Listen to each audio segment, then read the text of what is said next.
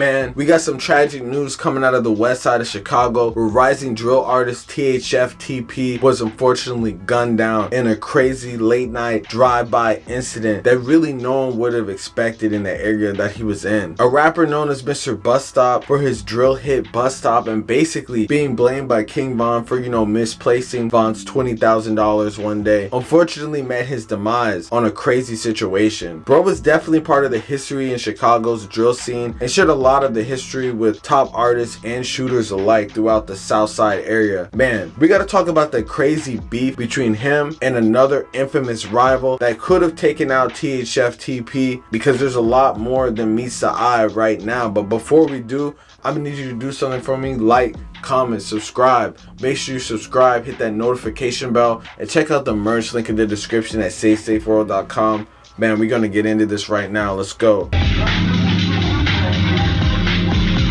In a tragic turn of events, 30-year-old Chicago rapper THF, or known by his family as Terrence, has been identified as a male who lost his life in a fatal shooting last night near the intersection of Madison and Long on Chicago's west side. As the community mourns the loss of his talented artist, the circumstances surrounding his untimely death raise questions about the ongoing challenges faced by individuals in Chicago's music scene. On the night of Wednesday, February 7th, at approximately 6:41 p.m., Chicago police swiftly responded to a shot spotter alert and distress calls reporting a person shot at the intersection of Madison and Long. Upon arrival, law enforcement discovered Terrence, the 30-year-old Chicago rapper known as THF, lying on the ground, having sustained at least 7 gunshot wounds to the torso. Urgently, he was transported to Loyola Hospital, where medical efforts proved futile, and he was pronounced deceased. According to the Chicago Police Department, Terrence was standing on the sidewalk holding a poster board when an unidentified vehicle pulled up. An assailant exited the vehicle and indiscriminately fired multiple shots at him before hastily fleeing the scene. The investigation revealed a grim aftermath, with CPD recovering at least 22 shell casings, which showed the severity and the intensity of the attack meant that this was definitely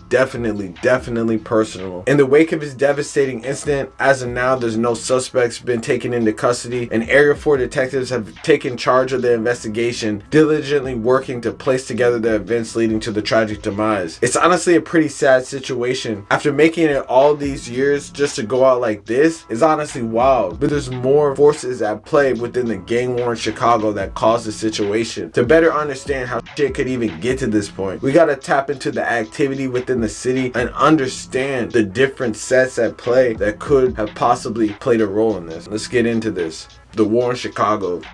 THF was a member of THF46, a gang based out of the Woodlawn area of Chicago, known to have ties with Black Disciples, GDs, and Mickey Cobras. They have pretty close ties to O-Block, which has allowed them to expand their music across many different platforms.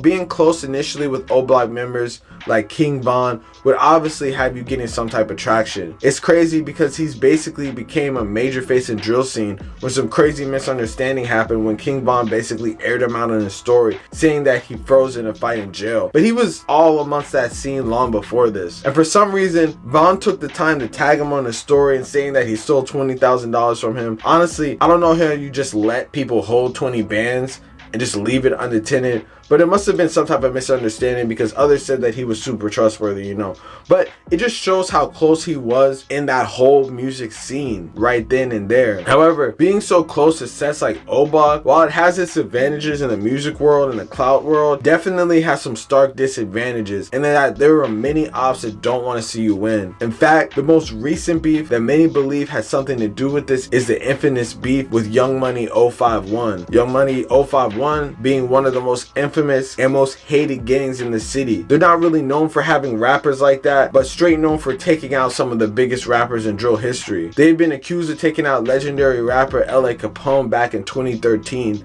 A crazy shooting incident that pretty much shocked the drill world. With that type of incident in mind, there's no doubt that 051 would not care whether the person they take out is a rapper or a top street individual, but they're just a crazy ass gang that will pretty much step on anything. But there's an incident that happened just 2 years ago with THF46 and 051 that many believe would explain why THF will get taken out just like this. Man, we gotta talk about the incident that took out 051 Lil Law.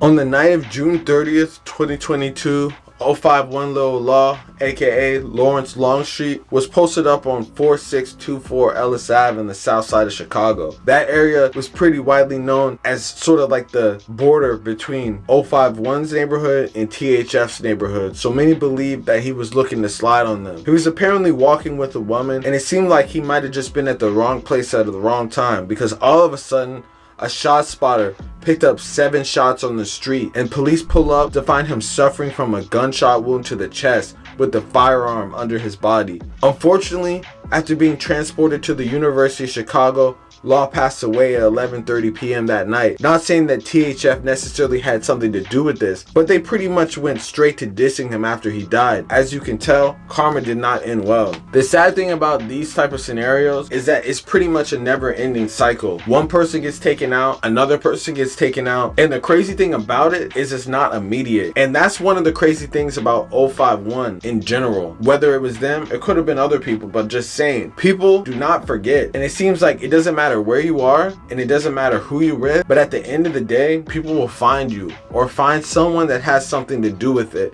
and take them out. And that's the craziest thing about all this.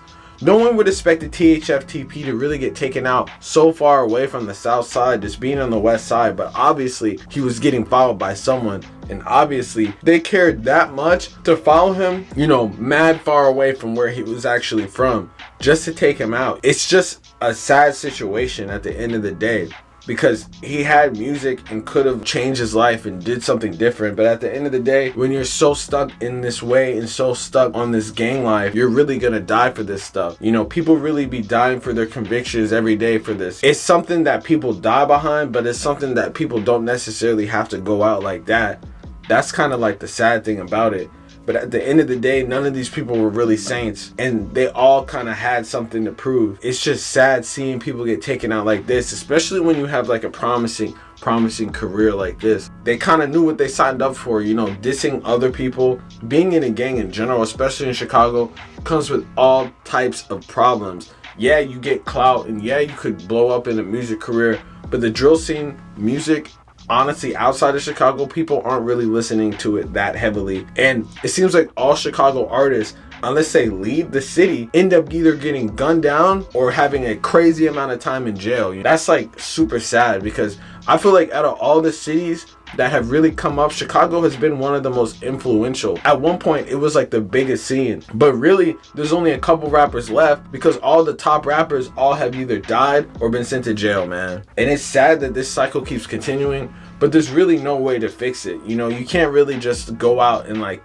get peace. Like, yeah, people talk about pushing peace, but it's a lot different when you're talking about pushing peace when it's people that have never done anything. When it's people like this, or you're associated with people that be going out and drilling and stuff, you can't really go and say that you're going to push peace for anything, because at the end of the day, how is someone going to listen to you when you just killed someone's family member, you know?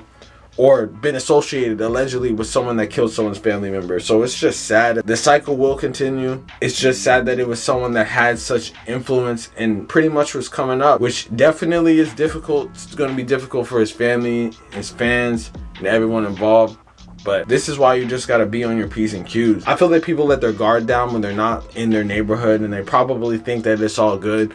I don't know how bro ended up walking on the side of the street just rocking with a poster board, probably with his face on it. That's like a pretty bad way to go out. It's just crazy that people will track you down like this. But it just goes to show, the number one thing that I feel like be getting people murked is this social media stuff. You know, people dissing other neighborhoods and people dissing those that died. It's definitely not the move, you know. It's better off just in their scenarios just staying silent and stuff like that. But you know, there's definitely a lot of feelings of animosity towards others because they probably did something and continued the cycle altogether, man. At the end of the day, no one really wins. The only people that win are Chicago PD, and that's barely, because they don't really even be doing shit.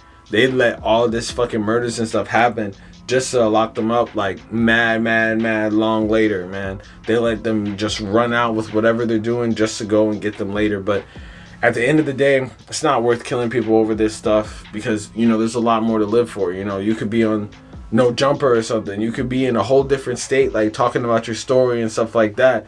instead of going out and killing people and staying in your neighborhood. But I feel like the number one thing to survive for Chicago drill artists, like the ones that have actually, not talking about like Chief Keef and Lil Durk and them, like the smaller scale ones, you know, that have actually like been alive for mad long, is pretty much to leave the city. You know, that's the only real way to survive. Like, you can't really stay in the city and expect to live. Like, even top people like Duck got taken out. So why do you think that someone that's not even on that level won't get taken out? But I guess people either just get to the point where they stop caring about looking over their shoulder because they've been doing it for so long, or they just get to the point that they're invincible because they survived so much, which definitely makes them jaded and clouded and not really thinking in the right spot. Could be drugs, you know, could be just lit all the time, not really thinking. But you have to be, because so many, over the course of so many past couple years, Chicago artists have been taken out.